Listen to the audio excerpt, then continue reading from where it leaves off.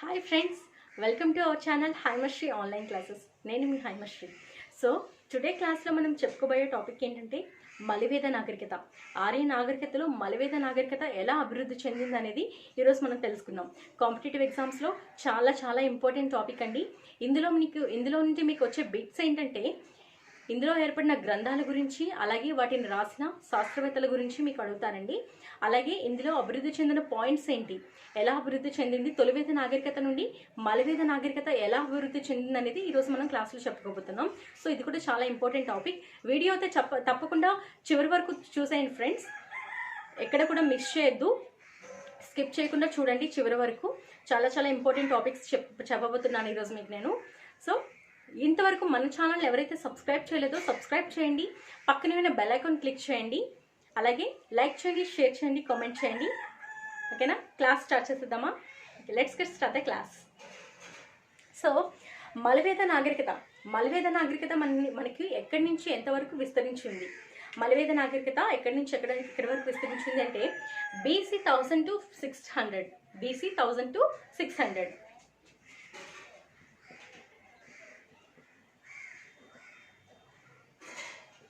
BC 1000 to 600 వరకు ఈ మలివేద నాగరికత అనేది విస్తరించింది. సో తొలివేద నాగరికతతో కంపేర్ చేస్తే మలివేద నాగరికత అభివృద్ధి చెందిందా లేదా అనేది ఇప్పుడు మనం తెలుసుకోబోతున్నాం. సో తొలివేద నాగరికతలో మనకి ఏ వేదం ఏర్పడిందంటే ఋగ్వేదం రచించబడింది. అలాగే రిమైనింగ్ నా వేదాలు 4 అని చెప్పాను. అవి ఋగ్వేదం, సామవేదం, యజుర్వేదం, అథర్వణ వేదం. సో ఈ 4 వేదాల్లో ఋగ్వేదం తొలివేద నాగరికతలో రచించబడింది. అలాగే మలివేద నాగరికతలో రిమైనింగ్ వేదాలు ఉన్నాయి కదా, అవన్నీ కూడా రచించబడ్డాయి. అవే సామవేదం, అంటే సంగీతానికి సంబంధించింది. ఋగ్వేదం దేనికి సంబంధించిందని చెప్పానండి నేను, వేద ఆఫ్ ప్రైజింగ్, పొగిడే వేదం. ఏంటండి? పొగిడే వేదం.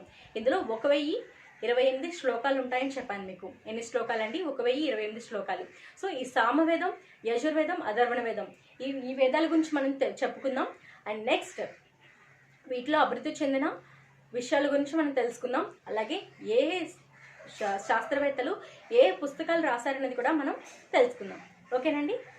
సో ఈ సామవేదంలో ఎన్ని శ్లోకాలు ఉన్నాయంటే, సామవేదం అసలు దేనికి సంబంధించింది?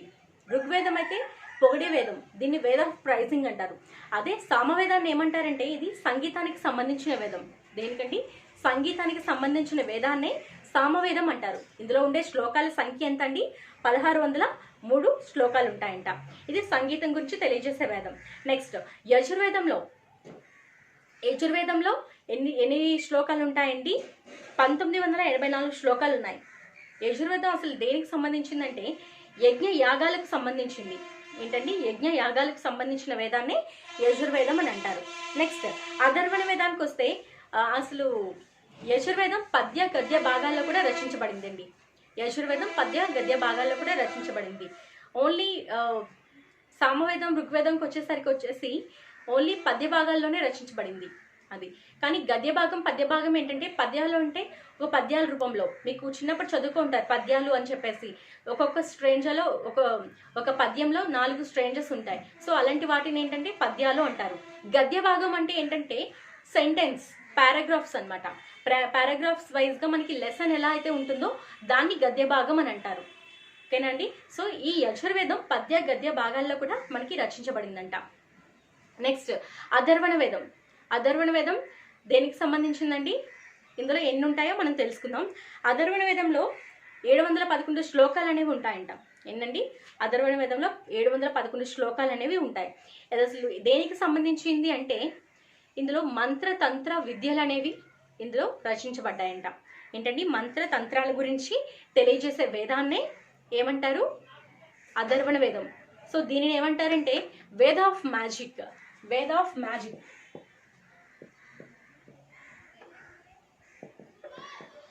వేద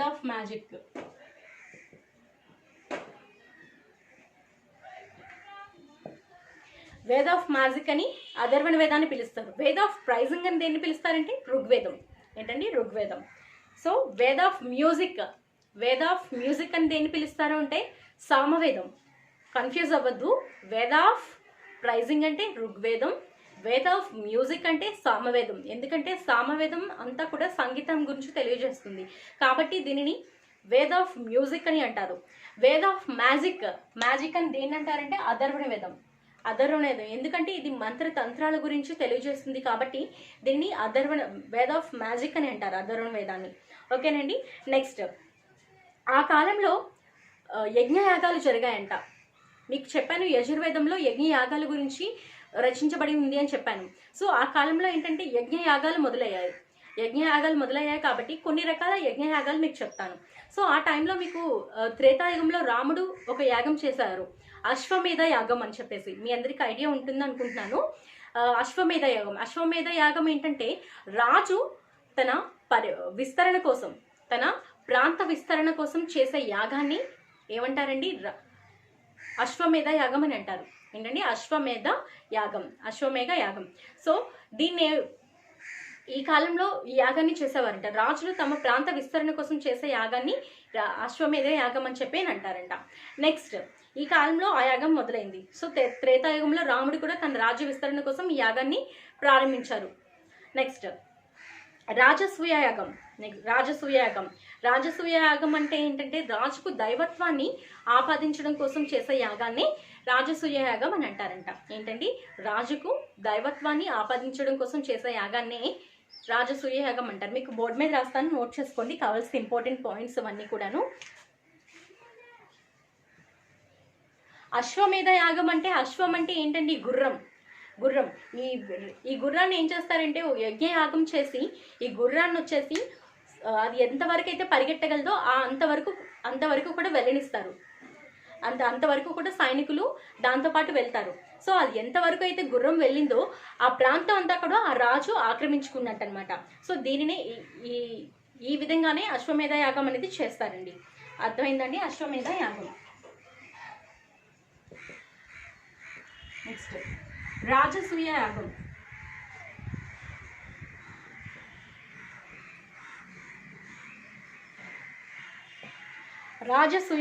ఎందుకంటే రాజసూయ యాగం దేనికి చేస్తారంటే రాజుకు దైవత్వాన్ని ఆపాదించడం కోసం చేసే యాగమే రాజసూయ యాగం.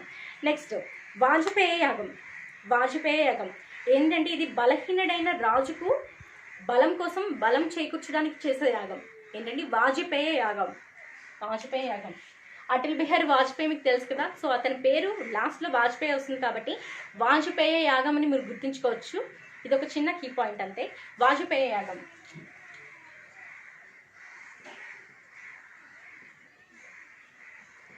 సో వాజపేయ యాగం అంటే ఏంటంటే రాజుకు దైవత్వాన్ని రాజుకు బలం చేకూర్చడానికి, బలహీనుడైన రాజు బలం చేకూర్చడానికి చేసే యాగాన్ని ఏమంటారంటే వాజపేయ యాగం.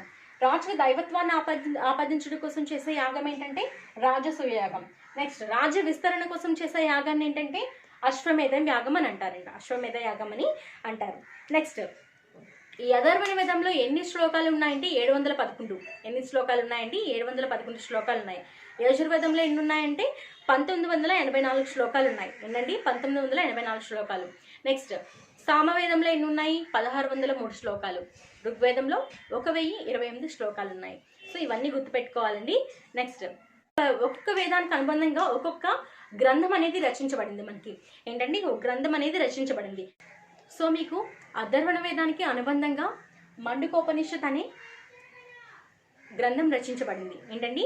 మండుకోపనిషత్ అనే గ్రంథం రచించబడింది. సో ఈ గ్రంథంలో ఏముంది అంటే సత్యమేవ జయతే అని చెప్పి ఒక శ్లోకం అనేది ఉందంట. సో అదేంటంటే మీకు అశోకుడు తెలుసు కదండి, అశోకుడు రాజు. సో అతను పాటించే ధర్మం ఏంటంటే సత్యమేవ జయతే అని చెప్పేసి, అంటే సత్యం, మీరు ఎప్పుడు సత్యంగా ఉంటే ధర్మమే మిమ్మల్ని రక్షిస్తుందని. ఓకేనండి? సత్యమేవ జయతే, మీరు ఎప్పుడైతే సత్యాన్ని జయించారో అప్పుడే మిమ్మల్ని ధర్మం గెలిపిస్తుందని కూడా అర్థం వస్తుంది.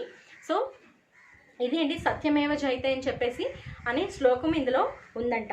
ఎందులో అండి? మండుకోపనిషత్. ఇది దేనికి అనుగుణంగా రాసిన గ్రంథం అండి? అధర్వణ వేదానికి అనుబంధంగా రాసిన. నెక్స్ట్, యజుర్వేదానికి అనుబంధంగా బృహదారణ్యకోపనిషత్ అనే గ్రంథం రచించబడిందంట.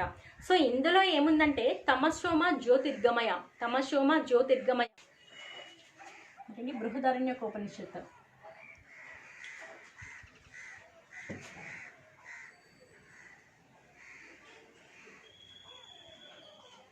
రాస్తాను చూడండి.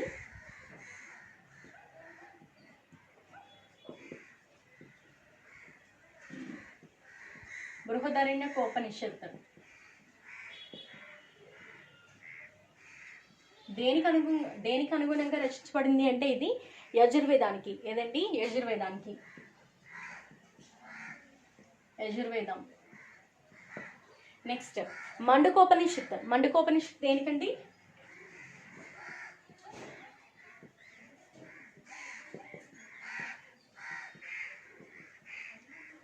అధర్వణ వేదానికి.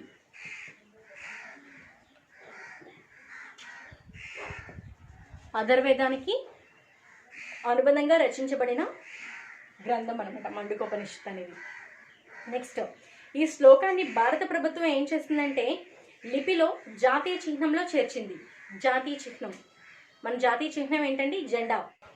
నెక్స్ట్ మానసిక వైద్యానికి సంబంధించిన గ్రంథమని దేన్ని పిలుస్తారో అని అడుగుతారండి. మానసిక వైద్యానికి సంబంధించిన గ్రంథం. మానసిక వైద్యానికి సంబంధించిన గ్రంథం అంటే మీకు అప్పటికే అర్థం చేసుకోవచ్చు. మంత్రతంత్రాలు. మంత్రతంత్రాలు అంటే ఏంటండి? మనకి ఇప్పటికీ మన విలేజెస్లో కొంచెం మంది చెడుపులు సిల్లెంగులు అని చెప్పేసి ఉంటాయి. సో అది మానసికంగా వాళ్ళు ఏంటంటే మనల్ని కుంగదీస్తారనమాట. మన బలం కానీ ఇంకేదైనా నెగిటివ్ ఎనర్జీని మన చుట్టూ ఉండేలా చేసి మనం మానసికంగా కుంగిపోయేలా చేస్తారు వాళ్ళు.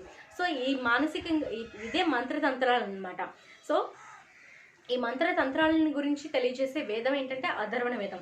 సో మానసిక వైద్యానికి సంబంధించిన వేదం కూడా అధర్వణ వేదం అని మనం చెప్పుకోవచ్చు అనమాట. నెక్స్ట్ వేద సాహిత్యం. ఈ కాలంలో వేద సాహిత్యం ఎలా అభివృద్ధి చెందిందో మనం చెప్పుకుందాం. ఇప్పటి వరకు మన వేదాలు ఉన్నాయి కదా, ఋగ్వేదం, సామవేదం, యజుర్వేదం, అధర్వణ వేదం అనేది. సో ఈ వేదాలు ఎలా అభివృద్ధి చెందాయి ఈ కాలంలో, మలివేద కాలంలో ఎలా అభివృద్ధి చెందాయి ఈ సాహిత్యం అనేది ఇప్పుడు మనం తెలుసుకుందాం. నెక్స్ట్ సో ఈ వేద సాహిత్యంలో మనం చూస్తే బ్రాహ్మణికాలు, ఉపనిషత్తులు అండ్ వేదాంగాలు, కల్ప వేదాంగాలు, అలాగే పురాణాలు, ఉపవేదాలు అని చెప్పేసి ఇలా వివిధ భాగాలుగా వర్గీకరించారనమాట. సో ఒక్కొక్క దాని గురించి మనం తెలుసుకుందాం. బ్రాహ్మణికాలు ఏం చేస్తున్నాయంటే వేదాలు, యజ్ఞ యాగాల గురించి తెలియజేస్తున్నాయంట. నెక్స్ట్ అరణ్యకాలు. ఈ అరణ్యకాలు అంటే అరణ్యాలలో రచించబడ్డాయంట. ఇవి అప్పట్లో అరణ్యాల్లో రచించేవాళ్ళు. బుక్స్ కానీ అదే గ్రంథాలు, పెద్ద పెద్ద గ్రంథాలు కానీ మనకి ఉపయోగపడేవి ఏవైనా మూలికలు, వైద్య రంగానికి సంబంధించినవి ఏమైనా ఉంటే అప్పట్లో అరణ్యాలలో రచించేవాళ్ళంట. ఎందుకంటే వాళ్ళు అరణ్యాల్లో తిరిగి వాళ్ళకి ఈ మొక్క దేనికి యూజ్ అవుతుంది, ఈ చెట్టు దేనికి యూజ్ అవుతుంది అని చెప్పేసి మొత్తం అన్నీ కూడా వాళ్ళు టెస్ట్ చేసి అరణ్యాల్లో అప్పటికప్పుడు కూడా వీళ్ళు గ్రంథాలు అనేవి రచించేవారంట. తాళపత్ర గ్రంథాలు అని చెప్పి మీరు వినే ఉంటారు కదా, ఇవన్నీ కూడాను వాళ్ళు రచించేవాళ్ళంట. సో అరణ్యాలలో వాళ్ళు రచించారు కాబట్టి వీటికి అరణ్యకాలం అని చెప్పి పేరు పెట్టారండి. ఏంటండి? అరణ్యకాలం అని చెప్పి పేరు పెట్టారు. నెక్స్ట్ ఉపనిషత్తులు ఏంటంటే మనకి 108. అసలు ఉపనిషత్తు అంటే ఏంటంటే దగ్గరగా కూర్చోవటం, ఏంటంటే జ్ఞానాన్ని పొందటం. దగ్గరగా కూర్చొని జ్ఞానాన్ని పొందడాన్ని ఉపనిషత్తు అంటారు. ఉపనిషత్తు మనకి చాలా జ్ఞానాన్ని అందిస్తుంది. నెక్స్ట్ ఈ ఉపనిషత్తులు 108. ఇవి జ్ఞానం ద్వారా మోక్షం వస్తుందని చెప్పబడుతున్నాయి. మీకు ఆల్రెడీ చెప్పాను, దగ్గరగా కూర్చొని జ్ఞానాన్ని సంపాదించడమే ఉపనిషత్తు అంటే. సో జ్ఞానం ద్వారా మోక్షం వస్తుందని నమ్మడమే ఈ ఉపనిషత్తు. సో ఈ యజ్ఞ యాగాలను సమర్థించే వారిని ఎవరంటారంటే బ్రాహ్మణులు అంటారంట. ఎవరిని? బ్రాహ్మణులు. యజ్ఞ యాగాలను ఎవరైతే వ్యతిరేకిస్తున్నారో వారిని శ్రావణులు అంటారంట. నెక్స్ట్ ఉపనిషత్తు అనగా దగ్గరగా కూర్చోవటం. ఆల్రెడీ మీకు చెప్పాను. బృహదారణ్యకోపనిషత్ ఆత్మని గురించి తెలియజేస్తుందంట. బృహదారణ్యకోపనిషత్ దేనికంటే మీకు చెప్పాను, యజుర్వేదానికి అనుబంధంగా రాసిన గ్రంథం. సో ఈ బృహదారణ్యకోపనిషత్ దేని గురించి మనకి తెలియజేస్తుందంటే ఆత్మని గురించి తెలియజేస్తుందంట. ఏంటండి? ఆత్మ. నెక్స్ట్ వేదాంగాలు. మీరు ఇప్పుడు తెలుసుకున్నారు కదా బ్రాహ్మణికాలు, అరణ్యకాల గురించి. నెక్స్ట్ వేదాంగాల గురించి తెలుసుకుందాం మనం. వేదాంగాలు ఏంటంటే 6 అండి మొత్తం. ఏంటండి? 6. 1 ఉచ్చారణ, శిక్ష అంటే ఉచ్చారణ. మనకి సంస్కృతంలో వర్డ్స్ అండి ఇవి. శిక్ష అంటే ఉచ్చారణ. ఏంటండి? నిరుక్త అంటే ఎటమాలజీ లేదా శబ్దోత్పత్తి. అంటే మనం ఒక ఉచ్చారణ ఎలా చేస్తున్నాం, ఒక శబ్దాన్ని ఎలా ప్రొనౌన్స్ చేస్తున్నాం, ఇవన్నీ నెక్స్ట్ ఛందస్సు. ఛందస్సు అంటే ఏంటండి, మీ భాషపై పట్టు. మీరు ఆల్రెడీ తెలుగు గ్రామర్లో అందరూ నేర్చుకునే ఉంటారు చిన్నప్పటి నుంచి. ఛందస్సు అంటే ఏంటంటే గ్రామర్. ఏంటండి, గ్రామర్, భాషపై పట్టునే ఛందస్సు అని అంటారు. నెక్స్ట్ వ్యాకరణం. వ్యాకరణం గ్రామర్, మీకు అందరికీ తెలుసు. ఒక భాష ఎలా మాట్లాడాలి, ఎప్పుడు మాట్లాడాలి, ఎక్కడ మాట్లాడాలి, ఎలా మాట్లాడాలి, ఇదే గ్రామర్ అంటారు. ఓకేనండి. నెక్స్ట్ జ్యోతిష్య. జ్యోతిష్యం అంటే భవిష్యత్తు, భవిష్యత్తుని గురించి చెప్పడమే జ్యోతిష్యం. నెక్స్ట్ కల్ప. కల్ప అంటే ఏంటంటే యజ్ఞయాగాలు, యజ్ఞయాగాల గురించి తెలియజేస్తుందంట. సో ఇలాగా వేదాంగాలు 6 ఉన్నాయండి. ఒకటి ఏంటంటే శిక్ష, నిరుక్త, నెక్స్ట్ ఛందస్సు, వ్యాకరణం, జ్యోతిష్య, కల్ప, ఇలాగా 6 వేదాంగాలు ఉన్నాయంట. నెక్స్ట్ ఈ కల్ప వేదాంగాల విషయానికి వస్తే, ఈ కల్ప వేదాంగాల్లో 4 సూత్రాలు అనేవి ఇమిడి ఉన్నాయంట అండి. ఎన్ని సూత్రాలు అండి? 4 సూత్రాలు ఇమిడి ఉన్నాయంట. 4 సూత్రాలు ఏంటంటే అవి గృహసూత్ర, శ్రాతసూత్ర, సులభసూత్ర, ధర్మసూత్ర. ఏంటండి, గృహసూత్ర, శ్రాతసూత్ర, సులభసూత్ర అండ్ ధర్మసూత్ర. ఇలా 4 సూత్రాలు ఇమిడి ఉన్నాయంట. సో గృహసూత్రానికి వస్తే వ్యక్తిగత అంశాలు ఉంటాయంట. అంటే గృహంలో అప్పట్లో ఏంటంటే ఒక మహిళ గృహానికే అంకితం అని చెప్పేసి అనేవాళ్ళు. సో గృహంలో ఒక గృహిణి ఎలా ఉండాలి, ఏ బాధ్యతలు స్వీకరించాలి, బాధ్యతలను ఎలా వాళ్ళు వ్యవహరించాలి, ఇవన్నీ కూడా గృహ సూత్రాల్లో ఇమిడి ఉన్నాయంట. సో ఇవన్నీ 16 సూత్రాలు. ఇవన్నీ 16 సూత్రాలు, గృహ సూత్రాలు 16 సూత్రాలు. నెక్స్ట్ ఇవన్నీ చెప్పాను కదండి, ఒక మహిళ గృహిణి ఎలా వ్యవహరించుకోవాలి కుటుంబంలో, ఇవన్నీ కూడాను గృహ సూత్రాల్లో ఉన్నాయంట. నెక్స్ట్ అదే మహిళ కూడా కాదండి, మహిళ ఒక్కరే కాదు, మిగతా వాళ్ళు కూడా ఎలా వ్యవహరించాలనేవి కూడా ఇందులో ఇమిడి ఉన్నాయంట. నెక్స్ట్ శ్రాతసూత్ర. శ్రాతసూత్ర అంటే రాజుల కోసం తెలుపుతున్నాయంట, రాజుల కోసం తెలుపుతుందంట. రాజుల కోసం రాజులు ఎలా పరిపాలించాలి, ప్రజలను ఎలా సమర్థించాలి, ఇవన్నీ కూడాను ఇందులో ఉన్నాయంట. నెక్స్ట్ సులభసూత్ర. సులభసూత్ర అంటే ఏంటండి, యజ్ఞ యాగాలను, హోమగుండం, నిర్మాణాల గురించి తెలుపుతుంది. అంటే రేఖాగణితం మీ అందరికీ తెలుసు, మ్యాథ్స్లో ఉంటుంది. ఏంటండి, మ్యాథ్స్లో రేఖాగణితం మీ అందరికీ తెలుసు. సో ఇదేంటంటే రేఖాగణితంపై తొలి గ్రంథం అంట. ఏంటండి, సులభసూత్ర అనేది. ఇందులో ఈ రేఖాగణితం యొక్క ఈ నిర్మాణాల గురించి, నెక్స్ట్ హోమగుండం నిర్మాణాలు ఎలా చేయాలి, ఇవన్నీ కూడాను ఈ సులభ సూత్రాలు ఉన్నాయంట. నెక్స్ట్ ధర్మసూత్ర. ధర్మసూత్ర అనేది న్యాయ విధానం గురించి మాట్లాడుతుంది. ఏంటండి, న్యాయ విధానం గురించి మాట్లాడుతుంది. నెక్స్ట్ పురాణాలు. పురాణాలు ఏంటంటే మనకి 18. అవి ఒకటి విష్ణు పురాణం, వాయు పురాణం, గరుడ పురాణం, నెక్స్ట్ ఇంకా అలాగ చెప్పుకుంటూ పోతే ఇంకా 18 ఉన్నాయండి. మీకు అవన్నీ ఇంపార్టెంట్ కాదు, మీకు కొన్ని ఇంపార్టెంట్ ఏంటంటే మత్స్య పురాణం, గరుడ పురాణం, వాయు పురాణం, విష్ణు పురాణం. సో ఇవి 4 యుగాలు ఉన్నాయి కదండి మనకి.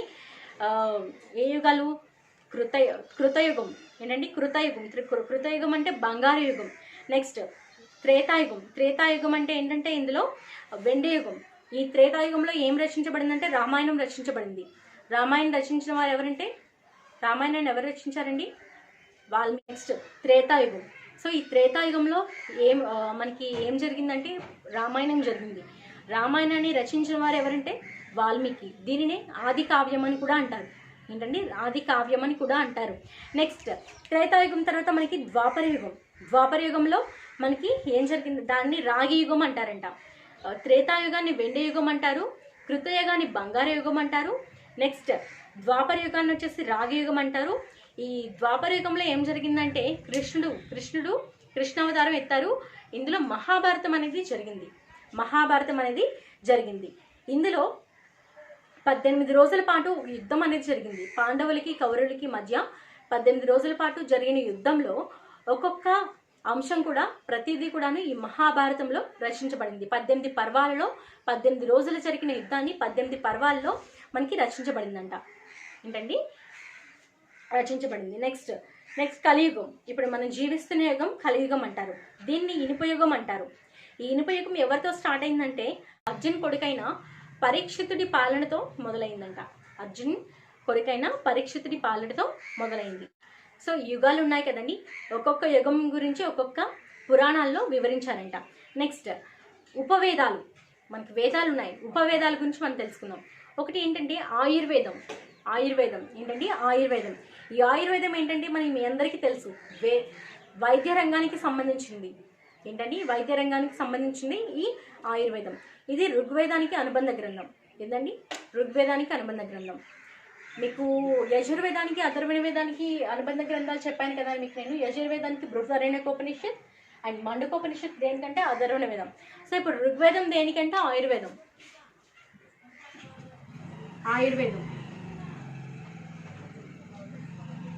ఆయుర్వేదం దేనికి ఉపగ్రంథం అంటే ఋగ్వేదానికి. ఆయుర్వేదం ఋగ్వేదానికి ఉపగ్రంథం అనమాట. ఉపగ్రంథం అంటే అనుబంధ గ్రంథం. నెక్స్ట్ గాంధర్వ వేదం.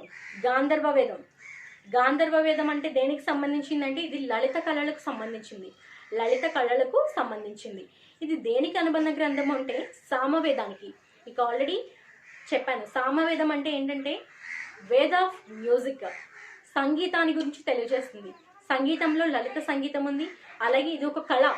సంగీతం అనేది ఒక కళ మనిషికి. సో గాంధర్వ వేదం అంటే ఏంటంటే ఇది సామవేదానికి అనుబంధ గ్రంథం. ఈ సామవేదానికి అనుబంధ గ్రంథమైన గాంధర్వ వేదంలో లలిత కళలు అనేవి మనకి ఉన్నాయంట. సో ఈ లలిత కళలకు సంబంధించిన వేదమే గాంధర్వ వేదం.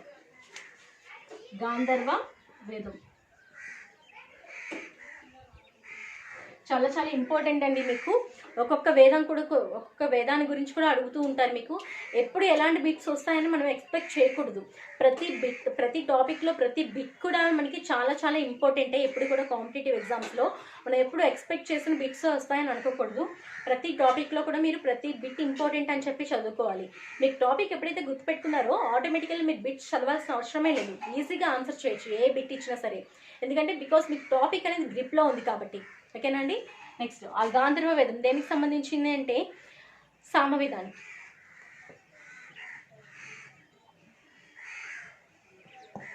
సామవేదానికి సంబంధించింది ఏంటంటే గాంధర్వ వేదం. నెక్స్ట్ శిల్పావేదం నిర్మాణ రంగానికి సంబంధించింది. శిల్పవేదం ఏంటంటే శిల్పవేదం నిర్మాణ రంగానికి సంబంధించింది. ఇది దేనికి అనుబంధ గ్రంథము అంటే అథర్వణ వేదానికి. ఏంటంటే అథర్వణ వేదానికి సంబంధించిన గ్రంథం.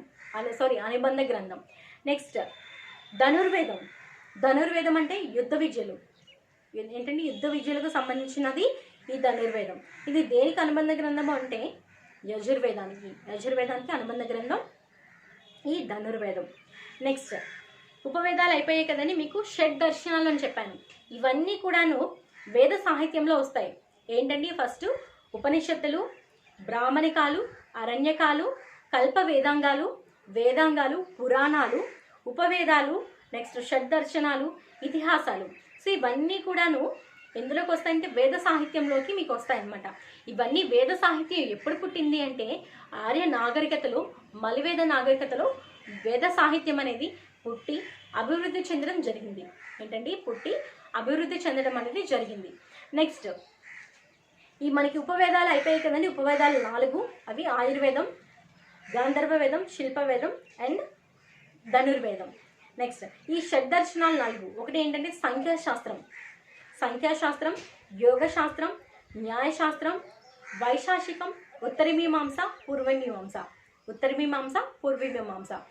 ఈ సంఖ్యాశాస్త్రంకి వస్తే ఎవరు రచించారు అంటే కపిలుడు రచించారండి.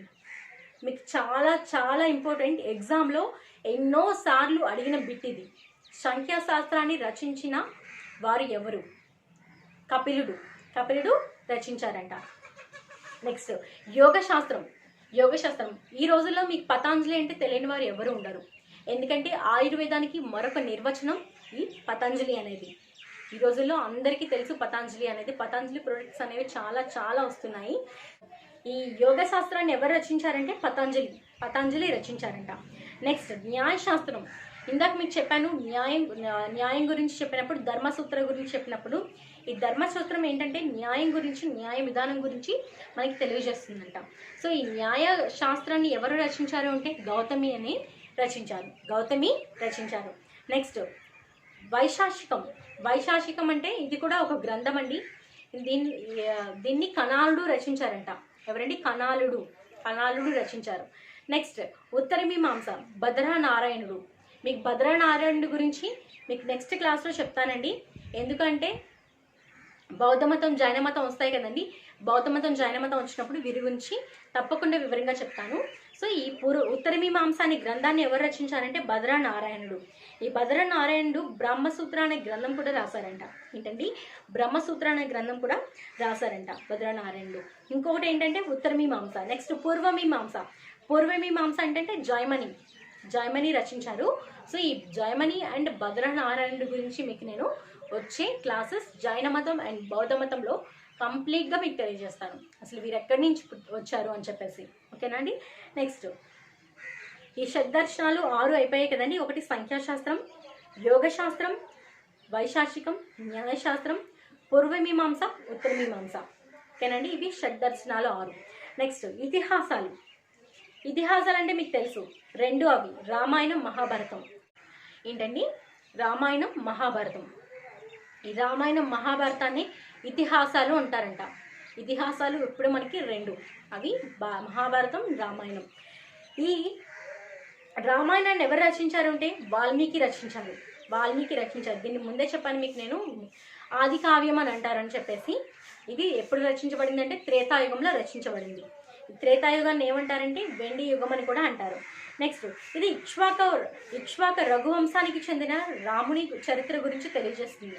ఇక్ష్వాకు రఘువంశానికి చెందిన రాముని చరిత్ర గురించి తెలియజేస్తుంది. ఏంటంటే రామాయణం, రాముడు ఏ వంశానికి చెందిన వాళ్ళు అంటే ఇక్ష్వాకు వంశానికి చెందిన వాళ్ళు. ఇది ఇక్ష్వాకు వంశానికి చెందిన రఘువంశానికి చెందిన వారు రాముడు. సో రాముని చరిత్రని తెలియజేస్తుంది ఈ రామాయణం. నెక్స్ట్ ఇది ఎన్ని ఖండాలుగా రచించబడింది అంటే 7 ఖండాలుగా రచించబడింది. ఎన్ని ఖండాలుగా రచించబడిందండి? 7 ఖండాలుగా రచించబడింది. So next Mahabharatam. ఈ మహాభారతం ఎప్పుడు రచించబడిందండి? ద్వాపర యుగంలో రచించబడింది. ఓకేనండి. మహాభారతాన్ని రచించిన వారు ఎవరంటే వేదవ్యాసుడు. సో ఈ మహాభారతానికి పలు రకాల పేర్లతో పిలుస్తారు. అదే సహస్ర సంహిత అండ్ పంచమ వేదం అని కూడా పిలుస్తారు. ఏంటంటే పంచమ వేదం అని ఎవరన్నారంటే కౌటిల్యుడు ఈ పంచమ వేదాన్ని మహాభారతానికి పంచమ వేదం అని పేరు పెట్టారు. ఏంటంటే సహస్ర సంహిత అండ్ జయ సంహిత అని కూడా పిలుస్తారంట. నెక్స్ట్ ఈ భరత కురు అనే తెగలు కలవడం వల్ల కురు అనే ఒక తెగ ఏర్పడింది. ఏంటంటే భరత పురు, మీరు కన్ఫ్యూజ్ అవ్వద్దు. కురు వేరు, పురు వేరు. భరత అండ్ పురు ఈ 2 తెగలు కలవడం వల్ల కురు అనే తెగ ఏర్పడిందంట. సో ఈ కురు వంశానికి చెందిన వారే పాండవులు. ఎవరండి? పాండవులకి ఇంకా కౌరవులకి జరిగిన మధ్య యుద్ధం 18 రోజులు జరిగిన యుద్ధాన్ని 18 పర్వాలలో రచించారు ఈ మహాభారతాన్ని.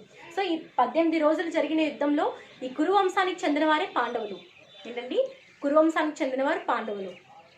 నెక్స్ట్ భీష్మ పర్వంలో భగవద్గీత రచించబడింది. భగవద్గీత కూడా మనకి ఏ యుగంలో రచించబడిందండి? ద్వాపర యుగంలో. మనకి 18 పర్వాలు ఉంటే ఈ 18 పర్వాల్లో కూడా భీష్మ పర్వం అని చెప్పేసి ఒకటి ఉంది. ఈ భీష్మ పర్వంలో మనకి భగవద్గీత ఆవిర్భవించిందంట. నెక్స్ట్ ఈ భగవద్గీతని ఇంగ్లీష్లోకి అనువదించిన వారు చాలా ఇంపార్టెంట్ బిట్. ఎగ్జామ్లో చాలా సార్లు ఇచ్చిన బిట్ ఇది. ఈ భగవద్గీతని ఇంగ్లీష్లోకి ఎవరు అనువదించారంటే మొట్టమొదటిసారి చార్లెస్ విల్కిన్స్. ఎవరండి? Charles Wilkins. నేను కన్ఫ్యూజ్ అవ్వద్దు, మీకు చెప్తాను, బోర్డు మీద రాస్తాను, నోట్ చేసుకోండి. Charles Wilkins.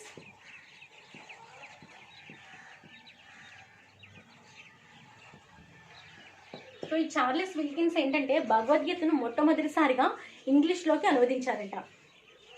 నెక్స్ట్ భగవద్గీతను కన్న తల్లి అన్నవారు ఎవరంటే మన గాంధీజీ. ఎవరండి? భగవద్గీతను మన కన్న తల్లి అన్నవారు గాంధీజీ. సో ఇప్పటి వరకు మీరు మలవేద నాగరికతలో వేద సాహిత్యం ఎలా అభివృద్ధి చెందిందో, ఉపనిషత్తులు, పురాణాలు, ఇతిహాసాల గురించి తెలుసుకున్నారు కదండి. ఇప్పుడు వీరి యొక్క జీవన విధానం చూద్దాం. సో ఇందులో ఎవరున్నారంటే ఆర్యులు ఉన్నారండి. సింధు నాగరికతలో ద్రావిడులు ఉంటే ఆర్య నాగరికతలో ఆర్యులు ఉన్నారు ఇక్కడ. సో ఈ మలవేద నాగరికతలో ఆర్యులు తమ రాజ్యాన్ని ఎంతవరకు విస్తరించుకున్నారు అంటే గంగా యమున నదీ తీర ప్రాంతం వరకు కూడా విస్తరించుకున్నారు.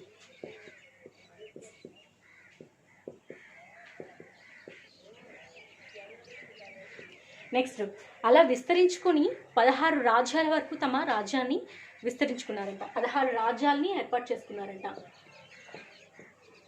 16 రాజ్యాల్ని స్థాపించడం జరిగింది. సో ఈ 16 రాజ్యాల్ని ఏమంటారు అంటే షోడశ మహాజానపదాలు. ఏంటండి? షోడశ మహాజానపదాలు అంటారంట. ఈ 16 రాజ్యాల్ని షోడశ మహా జానపదాలు అని అంటారంట. 16 రాజ్యాలను ఏమంటారండి? షోడశ మహా జానపదాలు అని అంటారంట. నెక్స్ట్ ఈ కాలంలో వీళ్ళు ఇనుమును వాడేవారంట. ఇనుమును వాడేవారు. ముడి ఇనుమును తయారు చేసుకుని వీళ్ళు ఇనుమును వాడేవారంట. సింధు నాగరికత ప్రజలకి ఇనుము తెలీదు, మిగతా లోహాలన్నీ తెలుసు. సో ఇక్కడ అభివృద్ధి చెందింది కాబట్టి వీళ్ళు ముడి ఇనుమును తయారు చేసుకుని ఇనుమును వాడేవారు. సో ఈ కాలంలో ప్రధాన దైవం ఎవరు అంటే విష్ణువు, రుద్రుడు, పుష్యాన్. విష్ణువు, రుద్రుడిని మిగతా శూద్రుడు తప్ప మిగతా అందరూ కూడాను విష్ణువు, రుద్రుడిని పూజించేవాళ్ళు. శూద్రుడు ఎవరిని పూజించేవాళ్ళంటే పుష్యాన్. ఎవరండి? పుష్యాన్. నెక్స్ట్ ఈ కాలంలో రాజులు రాజ్య విస్తరణ కోసం, తమ రాజ్య విస్తరణ కోసం ఏం చేసేవారంటే యజ్ఞ యాగాలు చేసేవారు. మీకు ఆల్రెడీ ముందు చెప్పాను నేను పాయింట్లో. ఏం చెప్పాను అంటే రాజులు తమ రాజ్య విస్తరణ కోసం చేసే యాగానే అశ్వమేధ యాగం అని అంటారు. అలాగే త్రేతాయుగంలో రాముడు చేశారండి ఈ యాగాన్ని. అలాగే చాలామంది రాజులు కూడా చేశారు. దీన్ని అశ్వమేధ యాగం అంటారు. ఎందుకు చేస్తారంటే రాజులు తమ రాజ్య విస్తరణ కోసం చేస్తారనమాట. నెక్స్ట్ కొన్ని పేర్లతో పిలిచేవాళ్ళు. ఇప్పుడు రాజుల్ని అండ్ మంత్రులు వీళ్ళందరినీ కూడా కొన్ని పేర్లతో పిలిచేవాళ్ళు. సో పేర్లు ఏంటో మీకు చెప్తాను. అది కూడా చాలా ఇంపార్టెంట్ అండి, మీకు బిట్స్ అడిగే అవకాశం ఉంది. నెక్స్ట్ స్పాస అనగా గూఢాచారి. స్పాస అనగా గూఢాచారి. స్పాస అంటే శ్వాస కాదు, స్పాస అంటే గూఢాచారి. గూఢాచారిని ఆ రోజుల్లో ఏమని పిలిచేవారు అంటే స్పాస అని పిలిచేవారు. నెక్స్ట్ బాగదుగ. బాగదుగ అంటే ఏంటంటే పన్నులు వసూలు చేసే అధికారి, అంటే ట్యాక్స్ ఆఫీసర్. ఈ రోజుల్లో మనం ఏమని పిలుచుకుంటున్నామంటే ఇన్కమ్ ట్యాక్స్ ఆఫీసర్. ఆ రోజుల్లో ఏమని పిలిచేవారంటే ఇన్కమ్ ట్యాక్స్ ఆఫీసర్ని బాగదుగ అంటే పన్నులు వసూలు చేసే అధికారిని బాగదుగ అని పిలిచేవాళ్ళంట. నెక్స్ట్ వజ్రపతి. వజ్రపతి అనగా పచ్చిక బాయిలపై పన్ను వసూలు చేసే అధికారిని ఏమంటారు అంటే వజ్రపతి. వజ్రపతిని ఏమంటారంటే పచ్చిక బాయిలపై పన్నులు వసూలు చేసే అధికారిని వజ్రపతి అంటారంట. వజ్రపతి. బాగదుగ. సో పేర్లన్నీ గుర్తుపెట్టుకోండి. నెక్స్ట్ ఈ కాలంలో 12 మందితో రత్నిన్ అనే మంత్రిమండలి ఏర్పడిందంట. 12 మందితో రత్నిన్ అనే మంత్రిమండలి ఏర్పడింది. సో ఈ 12 మంత్రిమండలిలో ఒక్కొక్క సభ్యుల పేరు ఒక్కొక్కరిగా పిలిచేవారంట. సో ఎగ్జాంపుల్ ఏం చెప్పానంటే స్పాస అంటే గూఢాచారి, వజ్రపతి అంటే పచ్చిక బాయిలపై పన్నులు వసూలు చేసే అధికారి. నెక్స్ట్ బాగదుగ అంటే ఎవరండి? Income tax officer. Income tax officer అంటే పన్నులు వసూలు చేసే అధికారి అనమాట. నెక్స్ట్ ఈ కాలంలో రకరకాల వివాహాలు జరిగేవండి. కాలంలో రకరకాల వివాహాలు జరిగేవి. అంటే ఒక్కొక్క కులం బట్టి ఒక్కొక్కరు ఒక్కొక్క రకంగా వివాహం అనేది చేసుకోవడం జరిగేదంట. సో ఇప్పుడు మనం ఆ రకరకాలనే ఆ వివాహాల గురించి తెలుసుకుందాం. ఒకటి ఏంటంటే బ్రహ్మ వివాహం. బ్రహ్మ వివాహం అంటే పెద్దలు కుదిర్చిన వివాహం అంట. పెద్దలు అందరూ కూడా పెళ్లి కుమార్తెని పెళ్లి కుమారుడిని దగ్గర కూర్చోబెట్టి చేసే వివాహం. నెక్స్ట్ దైవ వివాహం. దైవ వివాహం అంటే దక్షిణగా పురోహితునికి పెళ్లి కుమార్తెని బహూకరించడమే దైవ వివాహం అంట. అప్పట్లో పురోహితుడికి పెళ్లి కుమార్తెని బహూకరించే వాళ్ళంట. సో ఆ వివాహాన్ని ఏంటంటే దైవ వివాహాలు అంటారు. నెక్స్ట్ ఆర్య వివాహం. ఆర్య వివాహం అంటే ఏంటంటే పెళ్లి కుమారుడికి ఎద్దును కానీ లేదంటే ఇంకేదైనా ఆస్తిని కానీ బహూకరించి ఇవ్వడాన్ని ఆర్య వివాహం అంటారంట. అంటే కట్నం ఏంటండి? వరకట్నం అంటారు. ఇట్స్ నథింగ్ బట్ కట్నం. ఎద్దుని లేదంటే అప్పట్లో ఆస్తులు ఏంటండి వాళ్ళకి? యానిమల్స్. యానిమల్స్ మీన్స్ ఎద్దులు, గేదెలు, ఆవులు వీటిని వాళ్ళు ఆస్తిగా భావించేవాళ్ళు. అప్పట్లో గోవుల గురించి గోవిష్టి యుద్ధాలు జరిగేవని కూడా చెప్పాను కదా మీకు. ఇవి తొలివేద నాగరికత గురించి నేను ఎక్స్ప్లెయిన్ చేసేటప్పుడు చెప్పాను కదా. సో అలాగే ఎద్దుల్ని కానీ ఆవుల్ని కానీ పెళ్లి కుమారుడికి ఆస్తిగా ఇచ్చి పెళ్లి కుమార్తెని ఇచ్చి పెళ్లి చేసేవారంట. సో దీనినే ఆర్య వివాహం అంటారు. ప్రజాపత్య వివాహం. ప్రజాపత్య వివాహం అంటే అసలు కట్న కానుకలు ఏమీ లేని వివాహం అనమాట. అసలు కట్న కానుకలు ఏమీ కూడా లేకుండా పెళ్లి కుమారుడు పెళ్లి కుమార్తె చేసుకునే వివాహం. దీన్ని ప్రజాపతి వివాహం అంటారంట. సో ఈ పై వివాహాలు అంటే ఆర్య వివాహం, ప్రజాపతి వివాహం, దైవ వివాహం, బ్రహ్మ వివాహం, ఇవన్నీ కూడాను ఎవరు చేసుకునేవారంటే బ్రాహ్మణులు చేసుకునేవారంట. అంటే ఈ పద్ధతులన్నీ కూడా బ్రాహ్మణులు ఆచరించేవారు. ఎవరండి? బ్రాహ్మణులు ఆచరించేవారు. నెక్స్ట్, బ్రాహ్మణులు, క్షత్రియులు, వైశ్యులు, శూద్రులు, ఈ 4 కులాలే కదండి అప్పట్లో మనకున్నవి. సో బ్రాహ్మణులు ఆచరించే పద్ధతులు మీకు చెప్పాను, ఆచరించే పెళ్లి వ్యవహారం. సో నెక్స్ట్, క్షత్రియులు మోస్ట్లీ ఏం చేసుకునేవారంటే గంధర్వ వివాహం. అంటే గంధర్వ వివాహం రహస్యంగా పెళ్లి చేసుకునేవారంట. ఏంటండి? గంధర్వ వివాహం అనగా రహస్యంగా పెళ్లి చేసుకోవటం. నెక్స్ట్, రాక్షస వివాహం అంటే బలవంతంగా పెళ్లి చేసుకోవటం. పెళ్లి కుమార్తెను బలవంతంగా పెళ్లి చేసుకోవటాన్ని రాక్షస వివాహం అంటారంట. ఈ రెండు వివాహ పద్ధతులు ఎవరిలో ఉండేవంటే క్షత్రియులు ఆచరించే వాళ్ళంట. గంధర్వ వివాహం అండ్ రాక్షస వివాహం. సో నెక్స్ట్, అసుర వివాహం అంటే పెళ్లి కుమార్తెను కొనుక్కొని వివాహం చేసుకోవడం. సో ఈ పద్ధతి ఎవరి వ్యవస్థలో ఉండేది అంటే వైశ్యులు ఆచరించేవాళ్ళంట. ఎవరండి? వైశ్యులు. నెక్స్ట్, పైశాచ వివాహం. ఏంటండి? పైశాచ వివాహం అంటే మానభంగం అనంతరం చేసుకునే వివాహాన్ని పైశాచ వివాహం అంటారంట. ఈ వివాహ పద్ధతి ఎవరిలో అమల్లో ఉండేది అంటే శూద్రుల్లో అమల్లో ఉండేదంట. సో ఇలా రకరకాల వివాహ పద్ధతులు అనేవి అప్పట్లో ఉండేవంట. నెక్స్ట్, మలివేద కాలంలో అభివృద్ధిని చూస్తే ఒకసారి మనం ఏంటంటే మలివేద కాలంలో యజ్ఞయాగాలు అలాగే జంతు బలులు కూడా పెరిగిపోయాయంట. యజ్ఞయాగాలు ఎక్కువగా జరిగాయంట. నెక్స్ట్, స్త్రీల యొక్క స్వేచ్ఛ అనేది తగ్గిపోయింది. మీకు ఆల్రెడీ చెప్పాను, పితృస్వామిక వ్యవస్థ అండ్ మాతృస్వామిక వ్యవస్థ అని. మాతృస్వామిక వ్యవస్థ పద్ధతి ఎక్కడ ఉండేదంటే సింధు నాగరికతలో ఉండేది. మీకు పితృస్వామిక కుటుంబ వ్యవస్థ వచ్చేసి ఈ ఆర్య నాగరికతలో వచ్చింది మీకు. ఓకేనా అండి?